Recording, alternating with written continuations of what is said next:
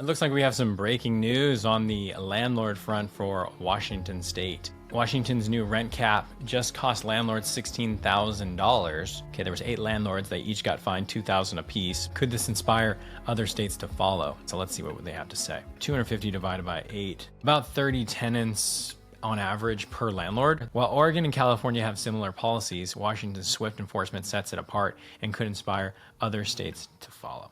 So Washington's rent cap enforcement protects 250 plus renters and sends warning to landlords. Each case, the landlord had notified tenants of the rent increases before the law took effect on May, but tried to implement the increases afterwards. So the landlords were just about to get their rent increased, and then this law came in and put a stop to it. And the landlord said, no, we're going for it anyways. It's not fair. Right. So the cases cover over 250 households. Some had already paid. They're probably gonna have to give a refund. Lot rents push Washington seniors to breaking point is what this article says. The median individual income in Washington is $47,000. The median renter should or would need to pay no more than about $1,200.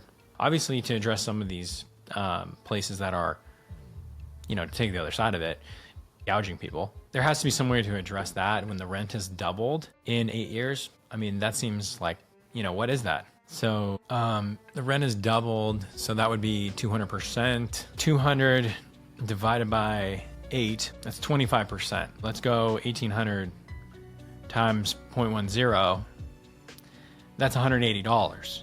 And then if we go 1,800 times 0.25, 450, so 450 minus 180, $270. $270 might not sound like a lot, but that's assuming that the landlord increases the rent every single year. So every year that the landlord doesn't increase the rent, this difference increases. So the landlords, meanwhile, are on notice. Violations now carry a penalty of up to $7,500 per violation, which is interesting because they only were charged $2,000, and the obligation to return any rent collected above the rent cap. So you have to give back the money that you shouldn't have received. The state has already set the 2026 limit for traditional rentals at 9.683%. It makes it more challenging because you got to figure out what the actual thing is for the year, and then you got to give that notice. So just that additional step, they're thinking a lot of landlords won't do it. Probably the only way that this would work. Like I said, if it's really not that much money, the difference, if that's, my math is right on that, but if landlords miss some years and don't increase the rent, that could make a big difference rather quickly. Why landlords and lawmakers are divided over Washington's rent caps. State Representative Sam Lowe went so far as to say the policy would be devastating. Executive Director of Rental Housing Association Washington predicted the law will lead to higher prices, reduced supply, and poor quality housing. It said the group is exploring a legal challenge. So that'll be interesting. I wonder what their legal basis would be. What kind of constitutional issue are they saying that this is going to violate? We'll have to see. There is some evidence to back this up. A 2017 New York City Housing and Vacancy Survey found that 64% of rent-controlled units had maintenance deficiencies compared with 47 units without rental controls. And I guess the idea is that it's going to pinch the margins. And with pinch margins, what are you going to do? You're going to try to cut back on expenses. So if you're not making profit from your rent, you have to try to make that up somewhere. And I think that that's what the argument is, because it's just not probably a good look as a landlord to just increase rent every single year. You're going to get a reputation for that, and you're going to get less renters. So what do you do? It's a really difficult decision to make. However, the rental regulations in New York City are much stricter than those enacted in Washington. If you look at the continuum of rental regulations, you might have New York here, but you've got Washington right here.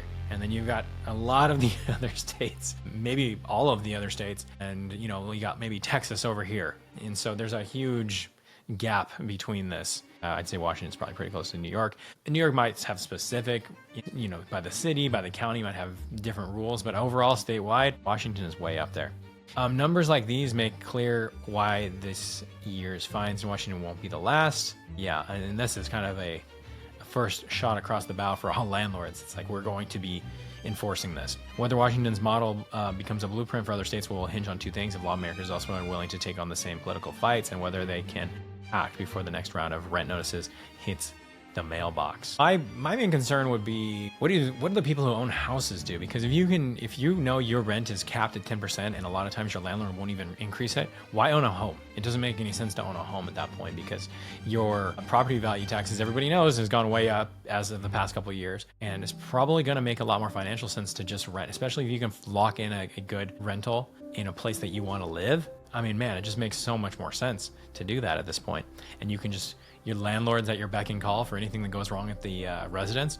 Why would you not rent? And we don't want to incentivize people to just have a country of renters, which is kind of feels like the direction that we're going. This to me makes sense in Washington State when it wouldn't make a lot of sense in other places. For example, in Washington, where it's like, are we going to allow the tenants to have a public defender in court? Yes, we're going to give them a public defender. Are we going to allow landlords to only evict when they have good cause to evict? Yes, we're going to do that. Are we going to require landlords to give tenants an installment plan for the security deposit? Yes, we are. The dominoes just keep falling and nothing has really stopped. All the landlord rights just keep getting weaker and weaker in Washington State. Will it be struck down, or will this change? The only way that I could see this potentially going away is if there's a legal challenge. So if you want to know more about this, we're going to be following if there's any legal challenges that come up. Make sure to click the subscribe button if you want to follow this story with me.